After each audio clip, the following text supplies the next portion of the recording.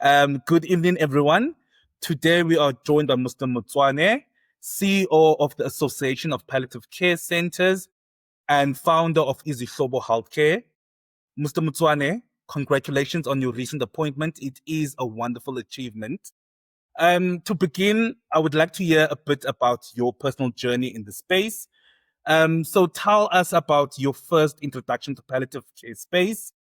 What has it been like and how's it going now? Thank you very much for giving me an opportunity to engage with Aligned on this important subject. My journey has been a very interesting one. The first time the subject was introduced, it was during that time when HIV and AIDS were the key things, and palliative care, which was associated with hospice, was aligned to management of HIV and AIDS patient. And we were all thinking that everybody with HIV and AIDS is going to die. And that was about talking about more than 15 years ago. And I had a colleague that was very passionate. I was doing project and risk management, and we were also aligned to the medical scheme, which was a closed medical scheme. And one of the things that she wanted to do was provide her patients with hospice care or palliative care. And about 3 years ago, after I've gone through all my processes and running my own subacute facility in the West Rand, I met the current colleague of mine who was running a palliative care center in the East Rand.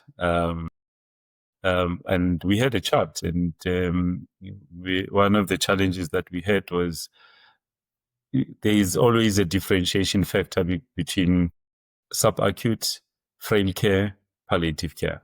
And where do you draw the line? Because all these things are confusing.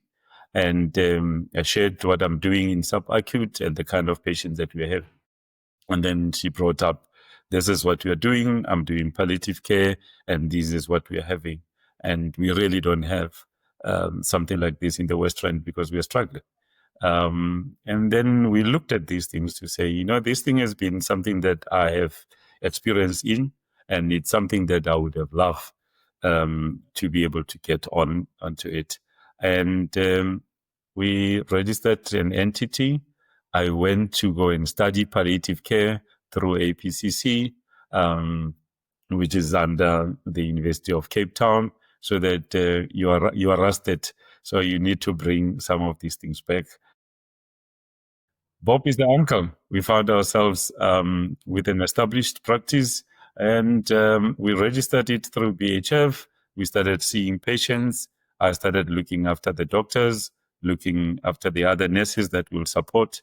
And Izihlobo was well established about 2 years ago, and it is still kicking even now. Wow, that's such an inspiring story, Mr. M. More especially with how it started, and I can just hear the passion from your voice in terms of how this space is so fulfilling to you. World Hospice Day and Palliative Care Day is a moment to reflect and honor the importance of this field. What does this day mean to you personally and professionally? On a personal level, this is a day that says palliative care as a discipline is being recognized. We will understand that palliative care in South Africa has not been recognized as a standalone discipline for quite a long time. And we can be able to see how the world is practicing palliative care and the acceptance of palliative care through the different clinical disciplines. At the moment, one of the challenges facing South Africa is that University of Cape Town and the University of Witwatersrand are the only medical schools that are offering courses in palliative care, with UCT being the leader in that space. So when you celebrate this particular day, it is an awareness to the entire world. It's an awareness to the continent that there is something called palliative care. It's part of the continuum of care because it is no longer seen as a stigma that is attached to what we are wanting to do. And it gives us an opportunity for all palliative care practitioners or role players to come together, because there is nothing that is more important than proper collaboration of people that have got the same vision being housed in the same area. You would probably recognize when it is a World Day that it is not only something that is celebrated in South Africa, but the entire world is coming together to say, let's provide our patients with quality of life.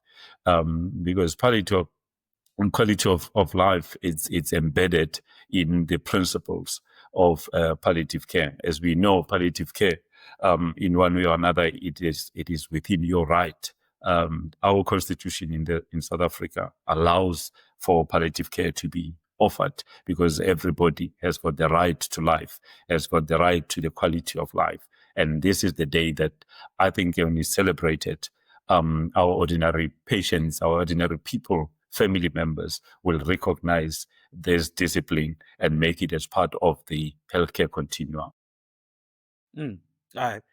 Thank you for that answer. And it touches quite nicely, Mr. Motsoane, on the point, or rather the narrative, that the word hospice and palliative care is often seen or rather associated with death or dying. How do you and your team talk to patients and families who might hesitate or even be fearful of engaging with a hospice services? How do you navigate that? Oh, that is a great question. I have to be honest, and this is what we are facing. And it also goes back to how the relationship between the referring hospitals and us as palliative care centers, because many a times the first point of contact becomes the hospitals, which could be either tertiary, private hospitals where our patients are coming from. And this is where counseling would have been done. But most of the patients, because they are in the denial phase, would be able to tell you that they have not been informed about palliative care. Many a times when we come in, the first element is not to introduce ourselves as hospice, but we introduce ourselves as the supporting partners. And we don't focus on the patient's diagnosis. Because we believe that your diagnosis is part of the journey and your diagnosis has been treated on the other side. But the journey that we're going to be looking at is looking at the other symptoms that we are having. And for your information, another element that we have realized, you'll find that the patient understands their journey, but the family members are the ones that are stuck and they still want to have life. But if you are going to be decisive and make sure that with the kind of weights that you are going to be using, most of the time, don't repeat the words hospice, but rather talk about how to improve the quality of life, because this is a journey. And you must talk about comfort, because one of the challenges that our patients are going through is pain. Pain is the major challenge, and there is other symptoms that they go through. And we now focus on the symptom relief, because that is the pressure points that we'll be looking at. Because as soon as you are going to use the language that they are not comfortable with, this is when they are going to be thinking about or associating hospice or palliative care with the end of life. And this is also something that I think our partners in our hospitals, tertiary hospitals and private hospitals, before they refer to us, including our medical insurers, that at least the time that they refer the patients to palliative care must be early, because as soon as you wait until late, that information that it becomes, we're only referring you when we have exhausted all the other things, and it becomes when you are at the end of your life, this is when you are referred to hospice or palliative care. And that kind of information is what we need to be looking at. And remember, the families or the caregivers are the initial or primary supporters of this patient that we're going to be dealing with. We need to be a team. We need to make sure that your message goes around how you can support them, not that you are going to take over from what they have been doing. Because as soon as they believe that they are the ones that are looking after their own well-being, they become more inclined to listen to what you're going to be giving to them. Because remember, all the negativity has been seen or has been said about you are not going to live long. There isn't much that we can do for you, and you need to go home. We need to change that mindset. And if you change that mindset and you're using the language that the person that you're going to be working with is comfortable to use. A lot of patients that we work with will be cancer patients. Some of them are HIV. If they come to you and you ask them about their diagnosis at a certain time, and they are saying, there is a hoja in my body and they are trying to look for it. Don't go and say, no, you don't have a hoja, you've got cancer or you've got a virus that is running around. You're going to hit that rock. So you rather go and have, okay, according to your hoja, and this is what is happening. And what did the doctor talk about your prognosis? And they're going to be sharing with you and also being open. Because another thing that I think it's very important is understanding and the cultural beliefs of our patients and their families. Many a times we don't allow people to be open about their cultural beliefs, and we come in wanting to say, we come with an attitude of blocking that the Western medicine is the only way that they can be able to do it. But if we talk to them about the Western way of doing things and understand their culture, and we mix the two, but we can show them the importance of the symptom relief. This is where we are going to gain their attention and their cooperation, and we'll be going on the way together, because this is a journey. Some journeys are shorter, some journeys are long. And if you want to go with your patient for prolonged periods, you must definitely have the same language. Don't use your own language, because that is your belief, and change your attitudes towards what the person is going through. Wow. So much wisdom there, Mr. Motsoane.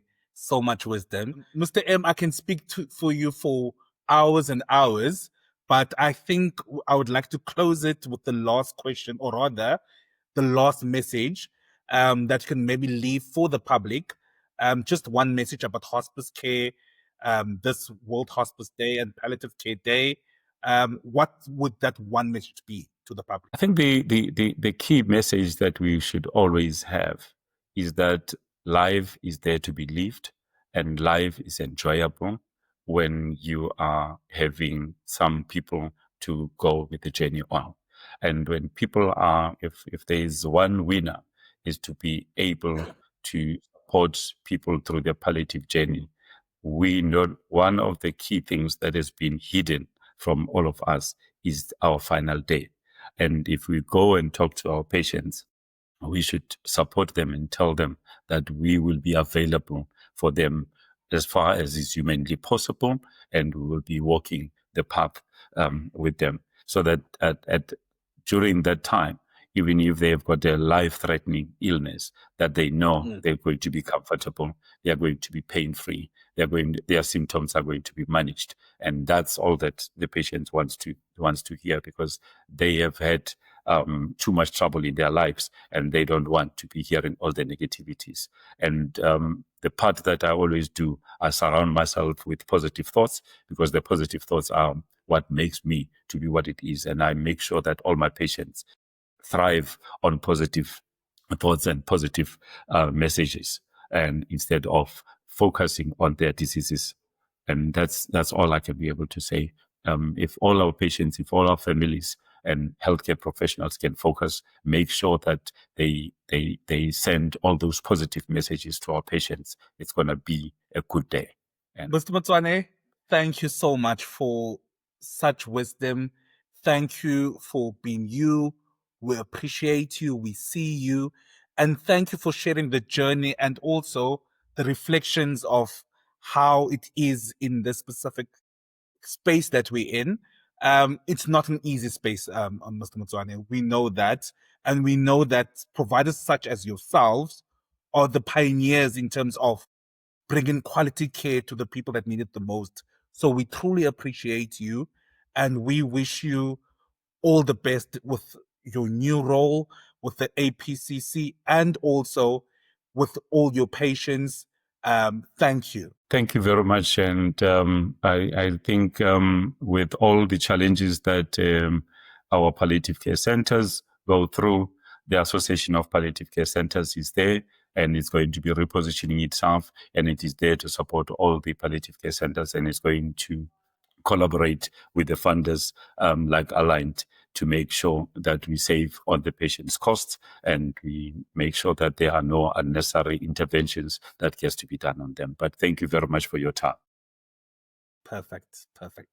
Thank you, Puti, and have a good day further.